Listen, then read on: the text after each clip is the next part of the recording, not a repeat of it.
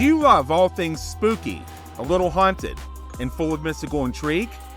Would you like expert insights from a professional psychic medium while connecting with an open-hearted community that gets you? Join the Haunted Road Trip Show Patreon at www.hauntedroadtripshow.com/Patreon and unlock deeper dives into the supernatural, exclusive discussions, and a place to share your own eerie experiences. Plus, patrons get special discounts on classes, behind-the-scenes content, and more to die for. Laughter is guaranteed, even the dead laugh. In paranormal history, it's dying to be heard. Welcome to the Haunted Road Trip Show, where we bring you powerful conversations, insights, and exciting site investigations that reveal the paranormal world in a way you've never seen before. Prepare to have your thirst for curiosity satisfied. All right, here we are, folks, and welcome back to another episode of Haunted Road Trip Show with me, your host, Tracy St. Croix. And today, I'm so excited, guys. Y'all, I have Kristina Jones here with me. Now, I've known Miss Kristina since knowing Miss Kristina from back in the day. And let's talk about this woman. She is a phenomenal sound healer. She is an excellent international psychic healer, medical intuitive, shamanic, and vibrational sound healer. Through her gifts, she's able to see inside the body and help uncover stuck energy blocks, and deliver healing for the mind, body, and spirit. And let me tell you guys, she plays the gongs. And yeah, she's got gongs in her background. So if you're viewing this on YouTube, go and check it out. And when you think gongs, like Kristina, people think like, like you see in the movies and things like that, right? And yeah, like the gong show. That's what they often think of. And that's not what sound healing is in relation to gongs at all. At all. No, it's like, when somebody's really trained really well when they're on crystal bowls and Tibetan bowls, and like people who just like should really step away from them, really just put the stick down, step away, go have a moon pie and a 7-Up, because this is not working for you. That was cute. Let's go on to something else. She plays the gongs, you guys, and she does phone and Zoom healing. So it's an absolutely beautiful sound that is so restful. And this woman's got stories, y'all. She's got stories from here, there, to everywhere about her paranormal experience. So say hello, Kristina. Welcome. Hi, everyone. I'm so happy to be here. I know I've known Tracy for 5, 6, maybe 7. It's been a minute. It's been a minute and a half. When you're in, everybody knows, no matter what industry they're in, when you start roaming around and meeting people, and all of a sudden it's 5 years. Oh, wow. What? Yeah, to be able to know each other. But you have a lot of you incorporate a lot of shamanic practices into your realm. Talk about that, and like, have you ever used that to like investigate paranormal activity or have channeled people with it? Oh, I was like, oh my gosh, what a topic, what a question to start with. Well, one of the big aspects of shamanic healing is the rhythmic healing, because it's the consistent tempo, which is like people also call it the beat, but the musical term I felt like the consistency of that is what moves people into an altered state or a more restful state, or works with their nervous system, right? So I use rattles, drums, the gongs very much. I play the gong very rhythmically, but gently. I'm not sitting there like wacky, like wailing on the gong. It's not like that at all. They're such powerful, beautiful instruments. You really have to work with them. It's like the drum. People who play a drum know that the drum has a spirit too. Same thing with all. Some of them don't like to sit next to each other in their cases, that kind of stuff. I will say that one time very recently, so there's a fair that I do up in Louisville, And it's actually coming up in June. I'm not sure when this is coming out, but it does happen 3 times a year. Gonna plug Green Man Studios, if that's okay. Holistic Fair, Sneaky Pete's. I always do a gong bath there, usually at the beginning and the end, 'cause it's a full weekend fair. And a lot of the other vendors end up coming who are mediums also, right? Like they also see dead people. And so often I'll be playing and I'll turn around and the people that are mediums have sat up and they're watching something happen in the corner of this room. Wow. You know, and I'm like, I'm in my channel space. Like I have my boundaries up, I have my bubble, right? Like we're good. But they're all entertained by something happening and someone watching and something going on in the back of this room. And it's a very old building. It's not like old, like 100 years old, but it's been around for a minute. So there's been a lot of stuff going on. And it used to be a bar too. So there's a lot of just like energies. It's by the water. And that happens almost every time I play in that room. That something goes on. There's someone walking through that's not supposed to be there. And sometimes I have to be like, go, like, thank you, but it's time to go, meaning like a spirit, not a person, right? I wouldn't kick a person out. So that does happen, interestingly. And the gongs really seem to like, you know how people say the electronics give the ghosts the energy and then they become Yeah. I really feel that gongs are the same way. Like something with how they vibrate kind of like enhances the visibility of the spirits in the room, particularly if they are like a human spirit that's stuck, like an earthbound, like a ghost, right? Versus just other kind of entities that hang out. Wow. That would be interesting. Have you ever been able to test that theory out, like in an investigation or I would love to, though. I would absolutely love to. I might put a recording up though to see if anything like pops up, to see like to catch the corner where things usually go down in that space. But I would love to do that. Actually, we should talk about that. Take a road trip off there. Yes, because that is really interesting, because whenever I've had a sound bath healing of any kind, I do believe when we leave our physical bodies, we're no longer bound by physical laws. Like, right, we don't have the meat suit, right? You know, Yeah. If no, stop, don't, you're gonna hurt if you do that. And we are just like, after that, we're just pure vibration. And that's why I heard like a theory a long time ago. And, you know, everything in the universe is either sound or math. One of the two. And I was like, huh, that's interesting. Yeah. And so I do believe that when we leave our physical bodies, whether we choose to stay here on the earthly plane or we, you know, go to other dimensions, whatever we choose, like we're now a form of frequency. We're now an energy of a different kind without our physicality. And so, of course, just like in our physical bodies, we're going to be attracted to some things. So spirits might be attracted to the noise. Spirits might be attracted to, oh, well, look, a lot of people are open and they can hear me and they can see me. I'm going to pop in. I'm going to be I call those looky lures, right? Yeah. Whenever I'm in a sound healing and like, you know, like I feel spirit walking in, I'm like, yeah, no, like wrong place, wrong space, wrong medium. Go find somebody else. Don't be a looky loo here. Sorry. Love you. Bye-bye. Like, I'm gonna put it, because they're like little like creepers, like as I call them. Like they just like creep in and they like poke around and look, and then they're like, yes, like I always see them, like it's really weird that in my mind I always see them like in ghosts, like sticking their heads through the wall. Like I'm like, no, this is not it. But it makes sense, because when you have paranormal activity, whether it's in a home or a business or somewhere else, you know, I always say try everything to start to communicate with that spirit. So maybe it's conversation, which is another form of vibration or communication. yeah, Maybe it's turn on music that you think that they might relate to from their time or whatever else. Right? Like experiment and play and see how that spirit wants to communicate versus how you want to receive it. yeah, But I can say when I still sit and I do trans mediumship, and I do that more as a as a personal exercise for myself as a medium versus, out in public in service.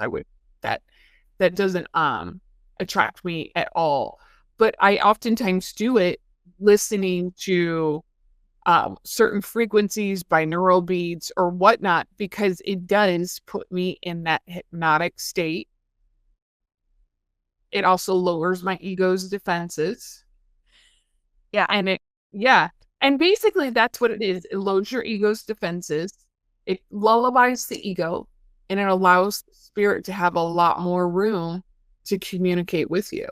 Yeah, and to piggyback on that, that's one of the reasons I really like doing sound healing and shamanic healing techniques, is because like in my words, right? I say like the sound occupies the front brain, but the body's absorbing all the vibration, and then the back brain's doing the work, right? So it moves you out of your own space so well. And that's probably why a lot of people, I think, like sound baths, because it occupies a part of our brain that's thinking. Like some part of us is processing what we're hearing, right? But then our body is like drinking in all of the actual, like, Yes. That's why if you ever do like a really good, if some people that are into plant medicine and psychedelic ceremonies, that's why the music is so important. The music is critical to allowing yourself to just like let go of all those, what I like to call the wool coats. Yeah. Like dumping those off. So this place that you do this 3-day fair at, it's a bar? It used to be a bar. Yeah. It's a 2-day. But not a haunting hotspot at all, right? No, not that I'm aware of, at least. I mean, like, I don't live in the area, but it's been around, like, it's like infamous. No, I mean, like, bars can be very infamous for haunting. Oh, yes. I'm sorry. Oh, yeah. I'm not picking up what you were saying at all. Sorry. Yeah, it totally can't. Well, because, alcohol is a portal drug, right? Like, I mean, a lot of drugs are things that people, but there's substances that mess with our own energy fields, but alcohol kind of opens you up as a portal too. So like things can just like jump on you, can attach to you. I mean, you know how all this works, but just in case like, our listeners don't, it lets your energy and spiritual defenses down. It kind of like lowers the bridge on the boat a little bit. So there's a lot of stuff that hangs out in those spaces that like, who did that thumbs up? Is there somebody watching? Did you see that? Yes. So, okay. So, that's weird. Are you touching your keyboard or something? No, I have this. This is my... Oh my God. Spirit, if don't you do it again, because like I wasn't touching anything at all. Like my keyboard's way under my thing over here. Yeah, I thought that was you that did that. Because I was like, oh, she's doing it. I know that Zoom sometimes, like if you do like this, you have like an actual thumbs up. Yeah, you have like a thumbs up. But I was Spirit, do it again. I don't. So I think my theory is I believe it's a man.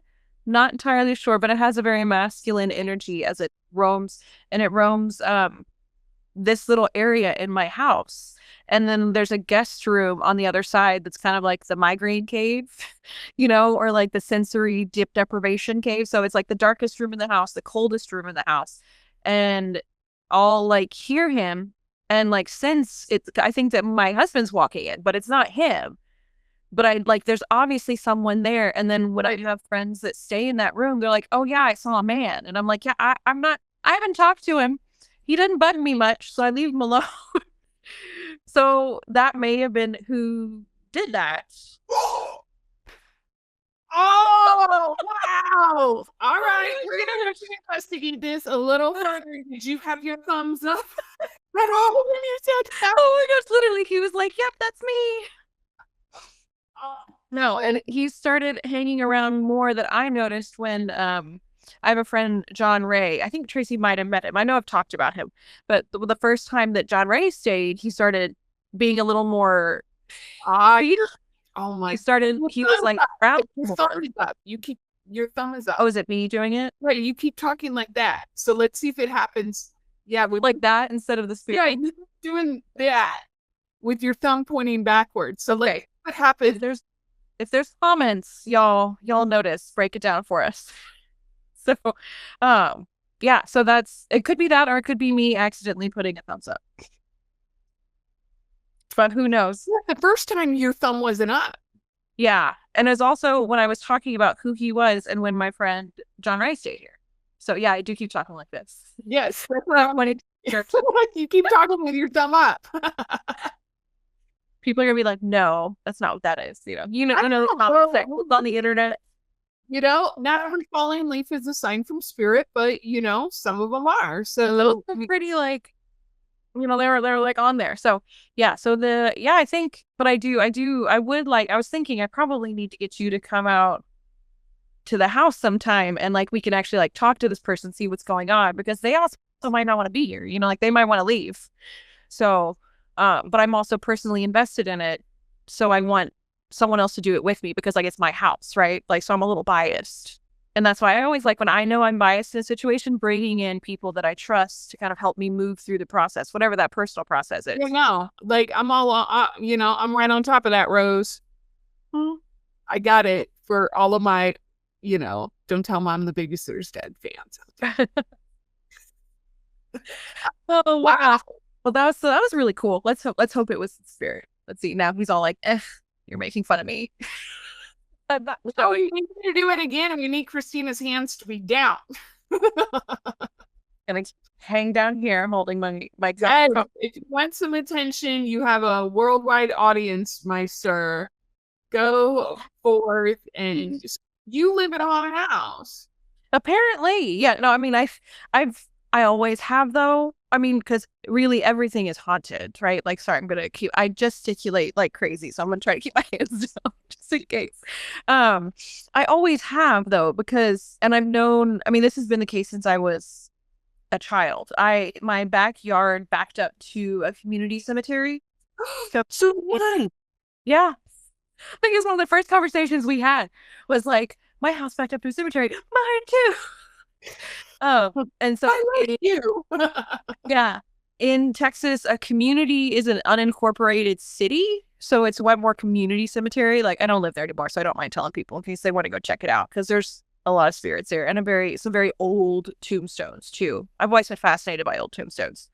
But literally there was like 4 or 5 large tombstones that were like, I could stick my hand through the fence as a child and like touch them if I wanted to. And then I really didn't have like friends when I was a kid, but I would always like talk to somebody. So there was like a little girl that would hang out, and I think that she now lives in a picture that I have, because it always has to be facing. It can't be hung on a part of the wall that doesn't feel good. It will fall. The frame has gotten broken because it's fallen and it didn't like it. And she always likes to be facing, like, if we're like this, she likes to be facing the way that, like, seeing my face usually, in whatever room that she's in. She wants to be seen. Yeah. And it's, the funny thing about it is it's an old wax, so you can't do it anymore, but it's the wax rubbings, and it's a really nice like copper wax of Anne Boleyn's cousin, I think is what was on the thing, and she has like a something over her eye, and there's a dog at her feet. And so it's just like this wax rubbing that I had framed, and like she's just kind of like lived in it, shouldn't bother me. So like, I think you probably picture of this. I mean, yeah, you need to text. Like, I'm like, it's like the whole. Oh, you. My thumb is up. Thumb up. Quiet. Oh, this is too funny. This is fine. This is a fun game. Yeah. So no, I can send you a picture. I showed it to you like years ago, but it was at a fair.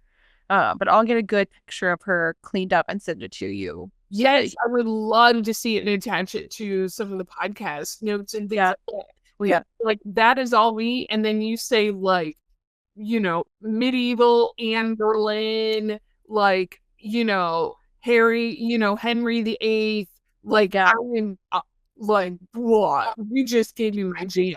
Like, that's it. Yeah. There's a rubbing of Henry VIII in my grandmother's house, my late grandparents and my parents' house, that was supposed to go with it, but it's always kind of lived there.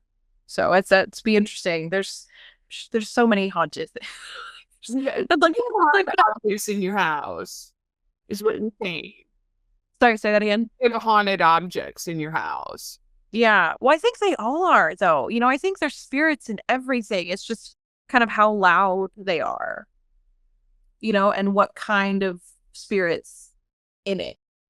If, you know, because like your house has a spirit, right? Like the whole thing, right? You know, like you thank your house, you thank your whatever it is, you thank it for its service. So I think that some are just kind of like earthbound and some are really loud. I'm using loud in like a metaphorical term, not not in an actual like. It will let you know. Yeah.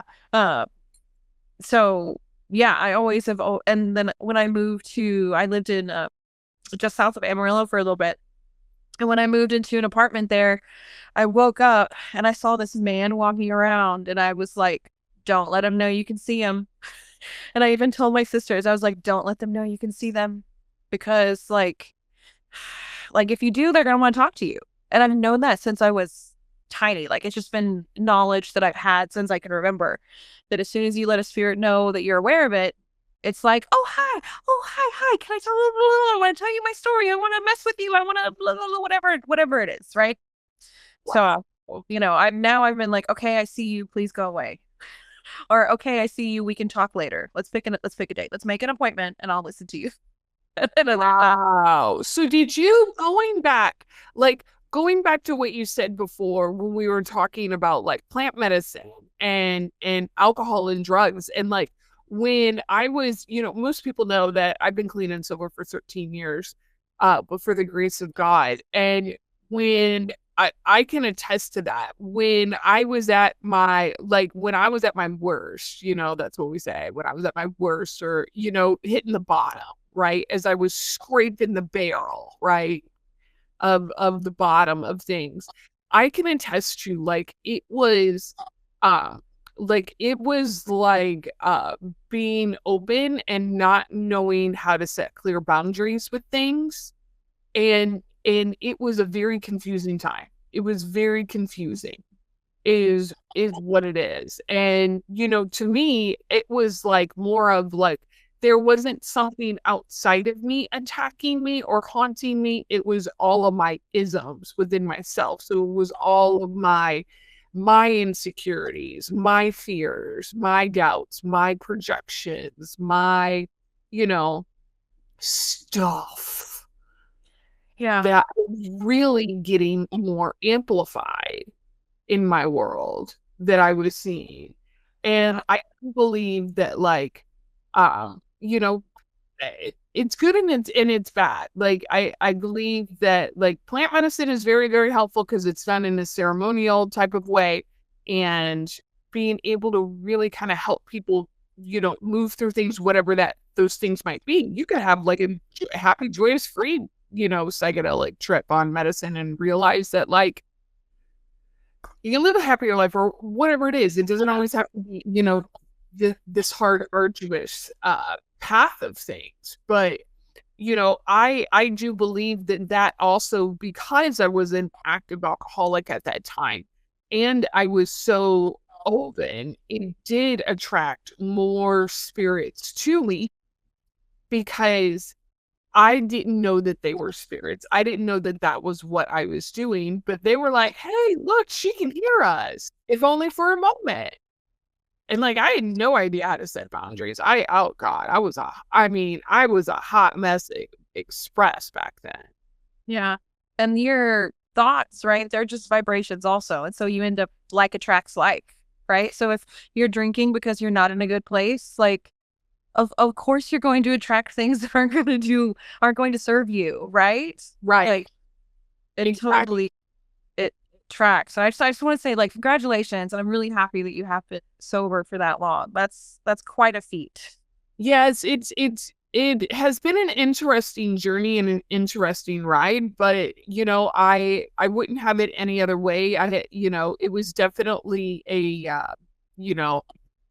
cycle in my family. I don't think that there's many people in my genetic family that don't have some form of addiction that I can clearly see like, oh, wow, Yeah.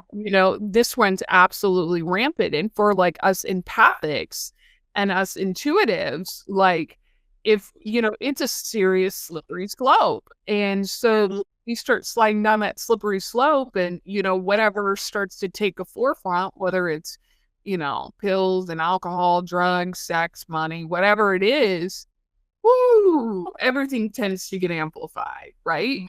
Uh, At least from my experience. oh, yeah. Yeah. Well, that's why sex magic works, right? Yeah. That's why I tell people, I'm like, you got a lot of dopamine and you got some probably a little, and all these little endorphins and good feeling hormones going on. And oh yeah, you're on that same path together. That's why it works. Yeah. And yeah, that's why I tell people, I'm like, and just for like a mental note, like when I date, when I do date, it's like, yeah, we're not going there for a little while. I need you to like me for me, not for like some kind of like chemical response due to like physical response. Yeah. Yeah. Like, Yeah. Oh, talk about things that aren't taught. yeah, I'm like, no, like, no, I don't think that's going to be happening because I'm, like, to me, that's sacred energy. And that is opening up that to me, that opens up people. And I'm like very, very cautiously aware of who I open up around. And Yeah. things like that. But I also wanted to hit on your cemetery once again. Now, did you play in this cemetery? Did you play? No, I didn't. I still kind of am. I'm a rule follower. So my parents were like, don't leave the house, don't leave the yard, So I didn't, but I would like look at it and be fascinated all the time. And then people would get weirded out. Like I never had slumber parties or anything like that.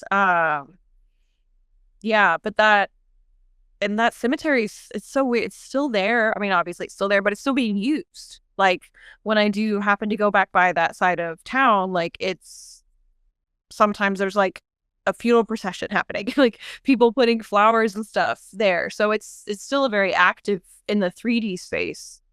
Wow. Being a very old community cemetery.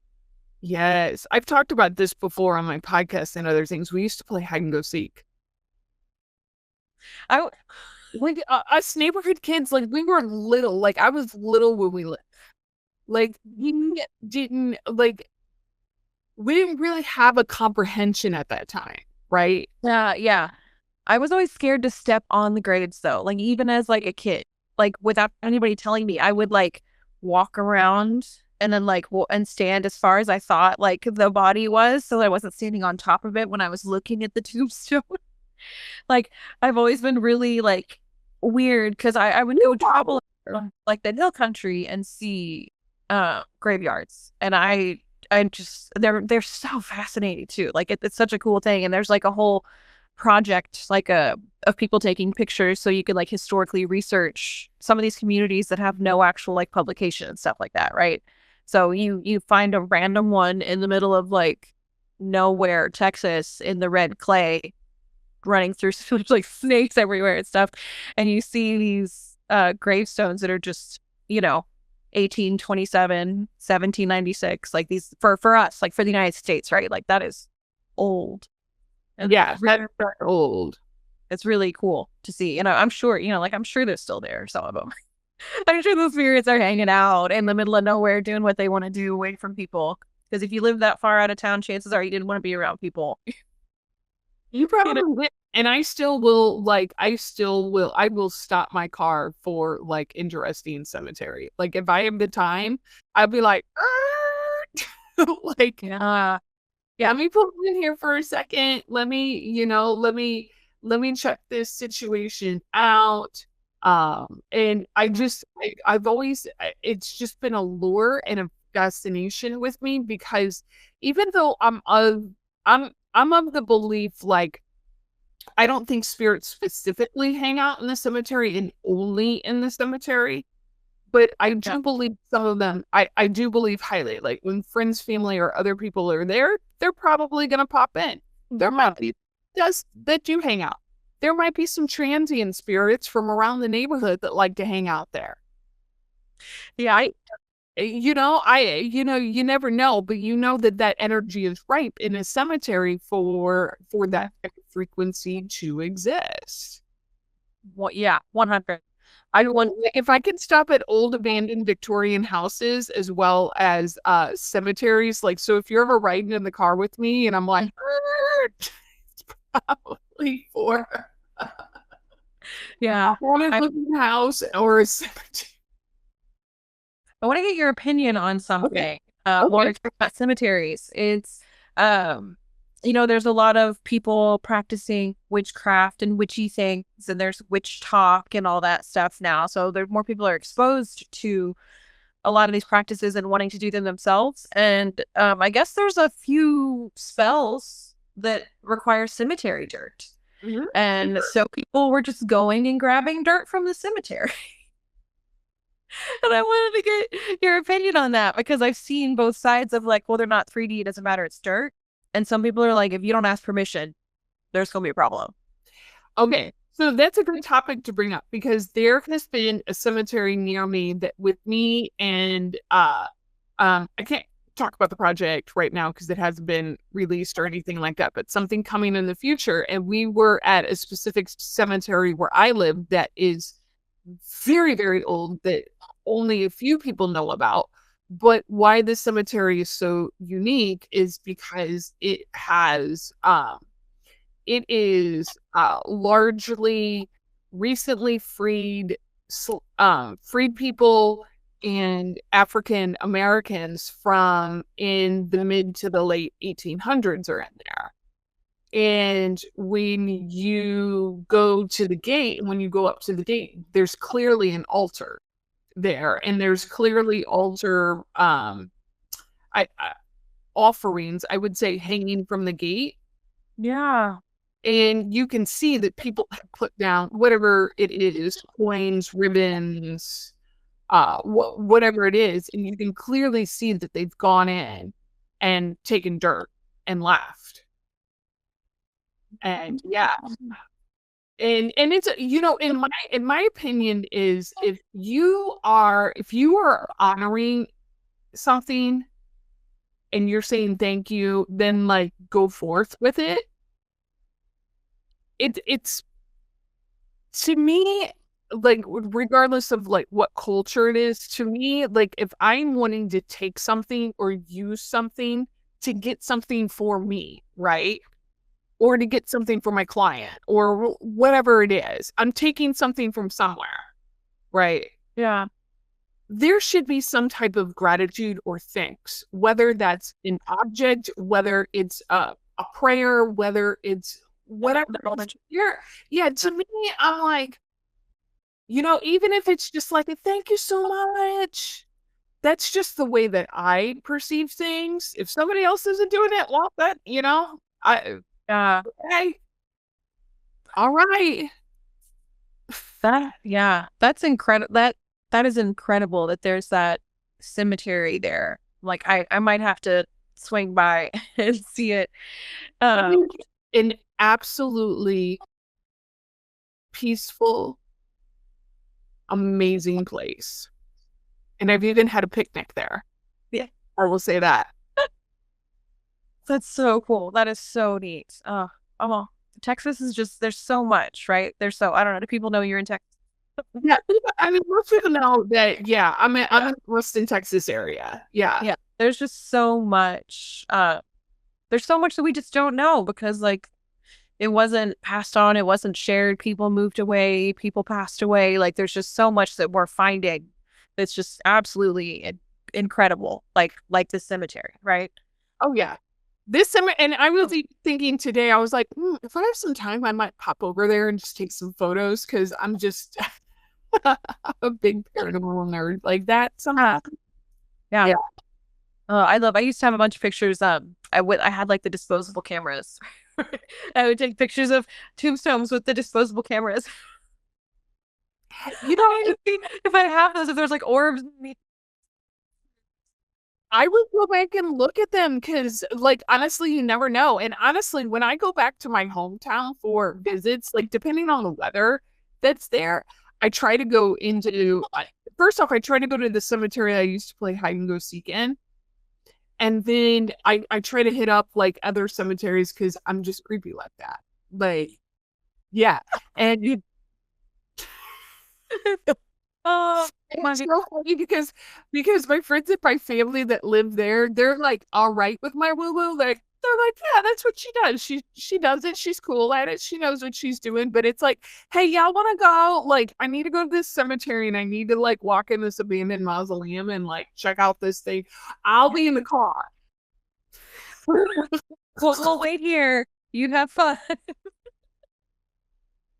No, my Flash your light twice if you need help. you need to use a radio because the phones won't work. Do the walkie-talkie.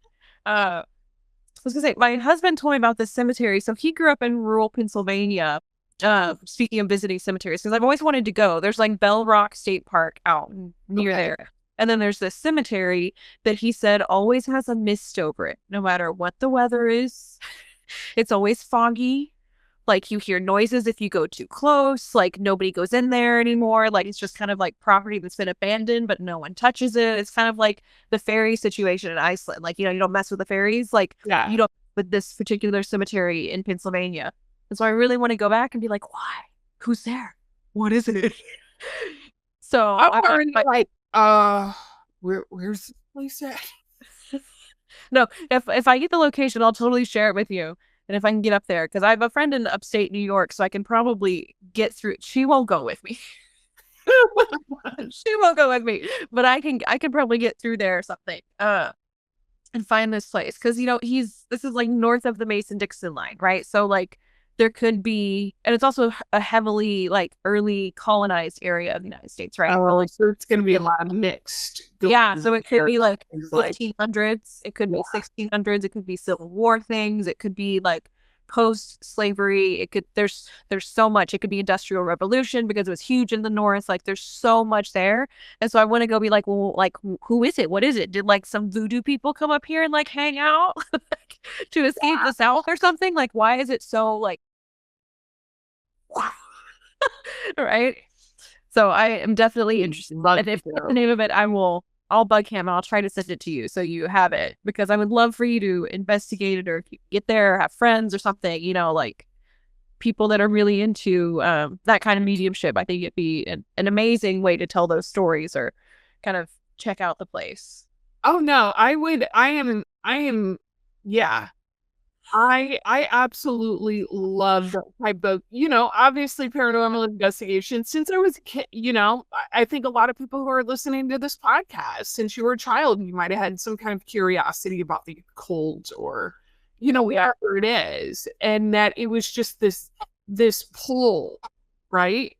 Yeah. And I'm curious how many of us have been this way since like we can remember, and how many of us like it got turned on by something. Because I was talking to my friend this morning and he's like, well, you should talk about when you started seeing people. And I was like, it's been a thing. Like I'm pretty sure it's why I slept with the lights on until I was like 13 or 14. Right. Like I couldn't deal with the dark at all because like I could see what was there or sense what was there. I'm not really like so much clairvoyant in that. It's more just a cognizance, right? And so I'm interested, like for you, has it always been like that too? Or did you have did it turn on one day and you were like, I see dead people. They talk to me all the time. Interesting. I was listening to another podcast that I absolutely adore, Armchair Experts, Expert. And he had brought up a comment because they had, and I might mispronounce her name, Brene Brown. Right. Yeah. And she had and the conversation was around like alcoholism, trauma, and all of that. And Brene had said that like genetic components for things, for like alcoholism, drug addiction, and we'll use, psychic mediumship, right? Is like a gun. And then trauma are the bullets. And so when you get trauma after trauma after trauma after trauma after trauma and you're loaded, you're going to go off at some point, right? Yeah. And so we don't know what that point is, right? Depends on how we can emotionally regulate ourselves, what's going on around us. But for me, since I was literally, when I was born, I was literally brought home to a house that was surrounded by cemeteries and funeral homes. Then you add in, all the chaos and, dysfunction and disorderly shit that I grew up around. And you add in, I was already, very intuitive and mediumistic light. It's just like locked and loaded, ready to go. And so ever since I was a kid, I remember seeing people in my bedroom. I remember specifically like this older woman, or what I would have called older at the time. She was probably 17 for all I freaking know, as a spirit. And in this Victorian outfit clothes that would come and check on me, and like kids that were wearing, different style clothes. That's the only thing that I could come up with at that age. And so I was always talking to them because I was kind of left alone a lot.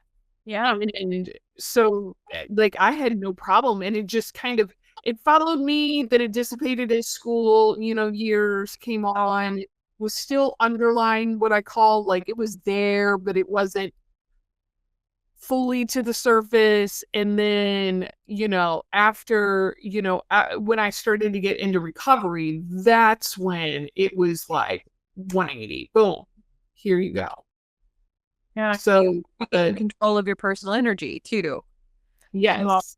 Yeah. And so along the lines of that, it makes sense that I've been like this since I was little, because I do have complex PTSD and like all this. I think a lot of us have stories like this, where childhood or something happened that just kind of, it didn't set us up well for the rest of our life. So that totally that tracks with me 100%. I feel like that I've had this since I can remember, since my earliest memories. My earliest memories were being aware of something else in the room that I couldn't exactly see. Yeah. And a lot of people experience that. And like, part of my goal as a practitioner now is, I was doing a fair over the weekend, and I just told people, I had one person come up to talk to me, and they're like, well, I don't want to be a professional medium. I just want to know how to like handle this. And I'm like, that's what I like to do. Like, I'm not training everybody to be professional medium, because not everybody wants to be. But I feel like it's healthy for everybody to have their own communication style and know how to set their boundaries and know exactly what they're dealing with and why. 100%. Totally agree. Because the boundaries and the spiritual protection and all that kind of stuff, I feel like is just not, in my experience, from what I've observed from other people that have taken psychic development classes and other kinds of like things just to kind of like expand their knowledge, or maybe they do want to be a professional. It seems like that part is completely overlooked. But I was very lucky that one of my very first teachers was like, no, this is like 101, if not remedial. Like, this is the first thing we do, is we learn how to handle this.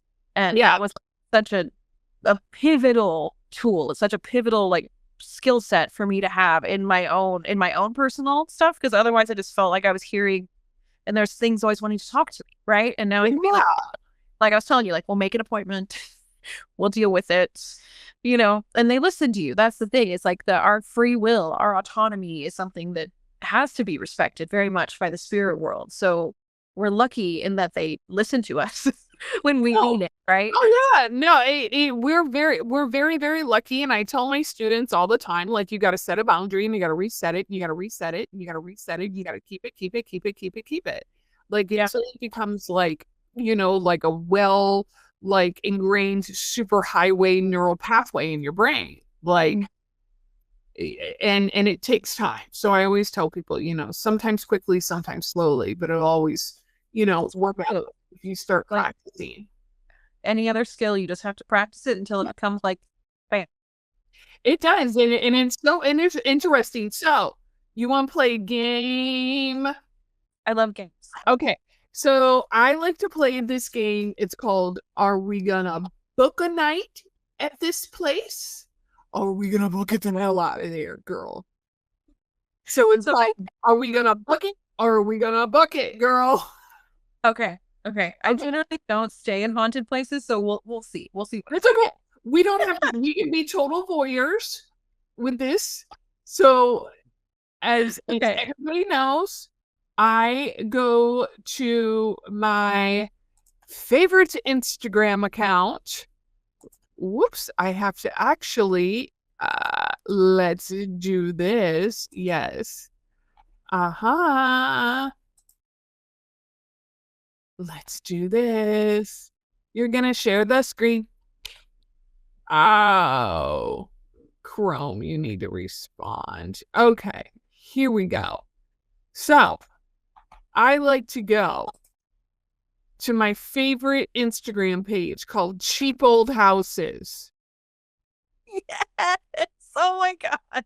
I need to follow this. This is amazing. I know. This is like a medium's crack hole. Like, we can just like leave me alone with my HEB tortilla chips and salsa, and I could just live in this like Instagram account all day. So for those who are listening, we're on Cheap Old Houses. I love this place, and we are looking at a listing in Bridgewater, New York for $89.9. And I love Bridgewater, New York. I think there's a podcast called The Bridgewater Triangle, and it's supposedly based off of Bridgewater, New York, but I'm going to have to do some more research on that. Anyway, I digress. Everybody, we're here. This is an original Victorian era listing. It's a historic 1850s Southern Galligan. Oh, that's who it's listed by. Sorry. I don't have my glasses on. Historic Southern Oneida County Victorian home. Okay, we've got all the fixins on this home. And apparently this was the former home of a prominent county doctor in the late 1800s. And most interestingly and recently operated as an inn, a restaurant for many, many years. So Kristina, you want to go in? Yeah, well, you said it was owned by a county doctor, and immediately I'm like, no. This is, ladies and gentlemen, what we're looking at like a classical 2-story wooden style Victorian with classic pushed out bay windows, green. The little simple than like a Victorian mansion, but it for sure has those like the decorative elements and the windows and the corbels and stuff like that. Yes, and like I'm just going in out of curiosity because I don't know. I feel like we have I don't know. I feel like I want to be talked to in this house a lot. Yeah. So let's go inside, or let's look at the next picture. Oh, okay. So we have, I know. Okay. So we have a photo. I don't know from what newspaper clipping of the house, the way it originally looked, which is absolute gorgeous sketching. Okay. That makes things okay. We've got a side view of the house as it is now. Yeah, needs some love, but we're working on it. Okay. Look at that fireplace. Somebody's been drinking a lot there. A lot. Holy shit. Oh, heavens. Got all that. Ooh, woo. Someone spent some long, cold nights there, it seems like. Man, at least they got a lot of wood, apparently, to start a fire. Oh my gosh, yes, we're looking at this gorgeous, I don't even know how to describe this wallpaper. It's orange and green, ornate wallpaper against a marble mantle and fireplace. And on top of the mantle are at least 2 wine bottles and a very, very large champagne or wine bottle with lots of wood everywhere. So I'm sensing good times here. Okay, the wood floor. What? There's some furniture. There's some. Okay. Was that a poltergeist in here did this? Because it looks like a poltergeist came in and just left. Oh, this is making me laugh a little bit too much. So sorry. If you can go back and watch this part, I would try to watch it. Oh my God. I like how this, I'm on like Realtor and Zillow for fun. So this is like I love this. I'm Realtor on Zillow for fun. Yes, we have some very interesting hanging lights from the ceiling. Looks like where an old chandelier is. We're in like a very long vertical style room leading out to a bay window, but it is stuffed with Stuff. wow. Yeah, If we take the arm wall. Yeah. And it was probably a parlor, is what it kind of looks like. So it looks like it's that bay window towards. Yeah. It looks like a greeting parlor or something, but I get from like people looking at this from the spirits there, like somebody needs to clean up this mess, like right away. Like, yeah, I don't feel like there's some irritated spirits in that space too. Yeah. I haven't liked people that lived there. Holy wallpaper. Look at that banister. Oh, yes. So are on the second floor looking downward, and we have a stunningly gorgeous original wood banister. The stairs have been covered by carpet. Who did that? And we have some very ornate gold and white fluffy rose flowering wallpaper everywhere. Everywhere. That wallpaper. It's like my right kind of tacky. I love it. This is like where, I mean, the red curtains from downstairs belong up here too. But I do get a sense of like a woman who ran this house like a military style ship. Are you getting kind of like secret brothel vibes too from it? I wouldn't doubt it, because this was a doctor's home, so Lord only knows, Lord only knows what happened with women back then, and it was an inn. It says it was an inn, and An inn. Yeah. And yeah, I wonder how much of that was like the chicken ranch and how much of it was actually an inn. Exactly. You know what I mean? No, I'm picking up what you're throwing down on there. This area also looks like somebody kind of had a fit and just threw furniture, but I'm wondering if those are gorgeous pocket doors, because I'm obsessed with original pocket doors on here on the second floor. I kind of feel like we're not even looking at that. I don't. That is an update. Fine. That was a mess. But Kristina, this last room, folks, has something in here that I am absolutely obsessed with, and I want in my like forever home. Is it the corner? Yep, it's corner Cheerio. Yes. Those are not easy to find anymore. Like, they're not. Oh my god, that's a beautiful one. The top on it, not super ornate, but ornate enough. Like, that's gorgeous. Yes, we have holy wallpaper in this room. I'm not staying here. Like, I can't breathe in this house, like literally and metaphorically. Like, like you've got activity and poltergeist in this house that like clearly did something in there, because you got like half a refrigerator in this room, laundry basket, like you got a lot going on in here, sir. Put a door trying to cover up a window so nobody looks in. Yeah. I would say I'm not gonna book this. I will lovingly walk through it, but I'm not staying there. Yeah, I'm not even sure how much I walk through it, honestly. It feels Well, it looks like there's not much area for us to walk through. that too. It feels like there's some spirits that need rest in this space is what I'm picking up from it. Yeah. Oh, and I would send somebody like Tracy and to go talk to him and see what's going on, see if we need to do a psycho pump, that kind of stuff before I would consider staying there, much less really walking through for any extended amount of time. It feels like there's there's very possessive spirits is what it feels like to me. I'd be like, you can pay me in cash or corner Cheerio cabinets or the armoire or all of it. All the really cool furniture that's not messed up, I'll take. I'll go ahead and I'll clear it. Look, I got people. All right, we got this. But this house, you guys, if you want to go check it out, it is on Cheap Old Houses. It's one of them that's in Bridgewater, New York. Let me know in the comments what you guys are thinking. All right, Kristina, you want to do another house? Yeah, let's do it. Okay. Okay. Let me see. All right. I picked this one just for you. Mom, why'd you pick this?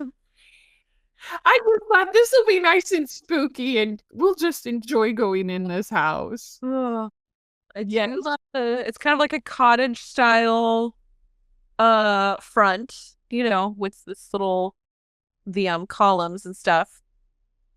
With the tin roof, the rusted tin roof. Like that song. I think that there's a no trespassing private property sign hanging from one of the pillars. Oh my god. Folks, by the way, we're still on Cheap Old Houses, and we are in Tarboro.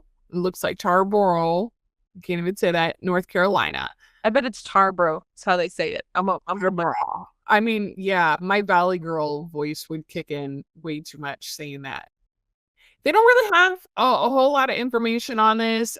Spacious 3-bedroom home conveniently located near downtown restaurants and shops. If there's research on this, they have clearly not vocalized that yet. But I'm gonna go in for curiosity. I don't get the lovey-dovey feelings about this house. I get like a lot of people were sick in here. Like I don't know what's going on if this anyway. But just okay. Well, we go from completely overcrowded rooms to like absolutely nothing. They cleaned out this house. They certainly did. And with the 90s red stain on the floor. That you that when we were younger, like all the floors and the cabinets were like that red. It wasn't red wood, but it was stained like maroon. Yes. That's meant to look like it was like mahogany or maple or something. Yeah, and it was red. That's what the floors look like in this one. It wasn't. This house looks lonely to me. These walls are just all empty. Oh, okay. We've got more fireplaces. At least there's no liquor bottles on it. See, you know what? I bet you this was split up. See how that's an E on there? Yeah. Or I wondered if this isn't some kind of like doctor's office or some kind of split something at one point where into like a duplex or something. Maybe because this house just screams like, I don't know. I just pick up on a lot of like sick people coming in and out of here, a lot of death, and then I just pick up on this house is lonely. Like it needs somebody to come in there and like really love it. Love this space. Look at those doors. The hallway and the doors is suspiciously not residential looking. Yeah, this does not look residential looking. Yeah, interesting. Well, and there's there's a mantle. So there's 2 fireplaces we've seen. One looks like it was still used or could be used, and this one's completely covered up. It's a mantle still there. That's interesting. Yeah. Sorry, go ahead. It just feels like, what am I in this house? What am I? Yeah. And somebody really liked yellow. Yeah. Yeah. Make it happy. Make it yellow. I don't know. But the people who built this house had to have been comfortable, or whatever did build it, because having fireplaces in multiple bedrooms, that's not a living room, like that's not cheap, right? No. And we see that in older cheap old farmhouses. We see that in older houses, especially like in like New York and the brownstones and stuff. Like each floor had its own, or multiple rooms had their own fireplaces and stuff. Yeah. So whoever built this it was probably built well because there was enough financial backing for it too. It's just, what was it with this interesting chair rail? And I'm gonna have to go look more in this property because I'm super curious. It was the address here, so I mean, people can look it up and look up like you know, Ah, in the county and everything like that. That's what I love about cheap old houses. If you want to go, like I said, if you want to go down a rabbit hole with all of this, folks, you can go down a rabbit hole because you know, there are some amazing listings on here. But I just feel like this house needs to know what it is now. Like it's looking for a purpose, is what I feel like in here. That would be the best way to describe what I feel about that house. it is super cute. I love the chimney. Oh yeah, you can see the 2 chimneys on it. Yeah. Interesting. Hmm. Yep. I wonder if it was Christine. duplex or something. Huh? I wonder if it was a duplex or something. I'd want to see more pictures. Like, this is the one that I'm like, is there more pictures somewhere on Realtor? Can I? I go look. You can always go to Zillow. Yeah, go see if there's more. I see what the taxes were on. So it's just very interesting. This is. Oh yes, you I can. love that this is the game you play. Like, I mean, I love houses as it is, and then all this stuff is just like, you know, whipped cream on top of it.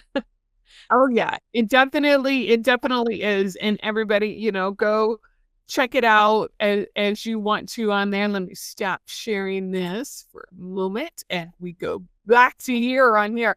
Well, Kristina, thank you so much for coming on. I've had an absolute blast with you. Is there anything that you want to tell the audience before they leave? Or all your information to connect will be in the notes as well. Yeah. I do sound events and private sessions, and all of the information for that can be found on my website, Kristina with a K, joneshealer.com. And I keep my schedule up to date on my Instagram. And I'm also pretty accessible, so I'm always at me. As soon as I bring my hands back up. I know. And I love interacting with, you know, all of our like try to replicate it. I don't remember what I was doing. Yeah, so that, you know, come talk to me through the website, talk to me through Instagram, come meet me at an event. I would love to meet you guys if you guys have opinions on this and want to tell me about stuff. Totally. I love hearing the other sides of things. So if someone was like, it was your thumb the whole time, let me know. What was it the first time? Hold on. I'll have to go back and watch the video. But thank you guys so much. And thank you guys so much for all of the 5-star reviews on Spotify and other platforms. This really helps the podcast get out to others, because without you guys as my companions and listeners, like, this does not happen at all, folks. And if you need anything more, you know, I'm getting my own Patreon started and other goodies that I have coming down the line for you guys. Check it out, all in the show notes. But until next time, guys, stay curious, stay awesome, and let me know in the comments, what do y'all think? Bye, y'all. This episode of the Haunted Road Trip Show is brought to you by Studio One Vasie Pilates. To claim your free gift now, check the show notes.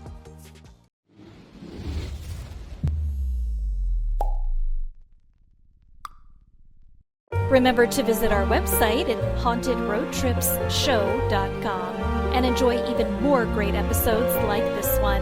We look forward to seeing you next time, and remember, paranormal history is dying to be